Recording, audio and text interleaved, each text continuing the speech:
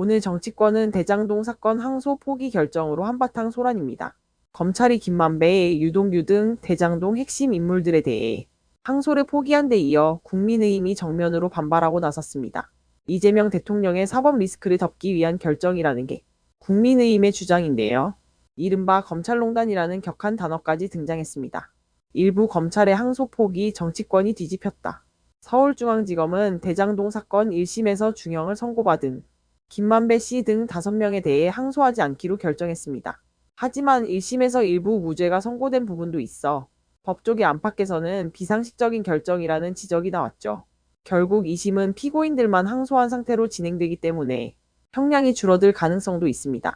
이에 국민의힘은 검찰이 권력 눈치를 본 것이라며 대대적인 공세에 나섰습니다. 이부 국민의힘 검찰농단이다. 이건 내란 수준. 오늘 9일 오전 국회에서 긴급 기자회견을 연 국민의힘 법사위원들은 목소리를 높였습니다. 나경원 의원은 모든 상황을 지휘한 것으로 보이는 정성호 법무장관은 탄핵감이라고 직격했습니다. 그는 이재명 대통령의 사법 리스크를 덮기 위한 정치적 항소 포기라고 주장했습니다. 송석준 의원은 한 걸음 더 나아가 이재명 대통령을 향한 사법 리스크를 제거하기 위한 입법 내란이자 사법 정의의 안매장이라고 표현했습니다. 이처럼 국민의힘 내부에서는 검찰농단이라는 단어까지 등장하며 검찰의 독립성 훼손을 강하게 비판하고 있습니다. 3부 국회 움직임, 긴급 현안질의 요구. 국민의힘은 이번 사태를 그냥 넘기지 않겠다는 입장입니다. 법사위 소속 의원들은 내일 11일 긴급 현안 질의를 위한 법사위 전체회의 개최를 추미애 위원장에게 공식 요청했습니다. 박준태 의원은 이미 법사위 행정실과 위원장실에 개회 요구서를 제출했다며 정성호 장관을 직접 불러 진상을 규명하겠다고 밝혔습니다. 그는 이번 사안은 단순한 행정 판단이 아니라 국정농단에 버금가는 정치 개입 의혹이라며 수사와 국정조사, 필요하다면 특검까지 가야 한다고 강조했습니다.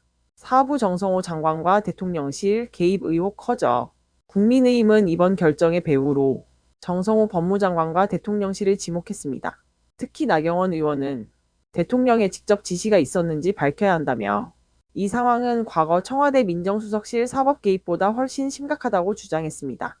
여당 내부에서는 이재명 대통령의 사법 리스크를 덮기 위해 검찰이 항소를 포기한 것 아니냐는 의심이 팽배합니다. 결국 이번 사건은 단순한 검찰의 판단 문제가 아니라 정권의 정치 개입 여부로까지 번지고 있습니다.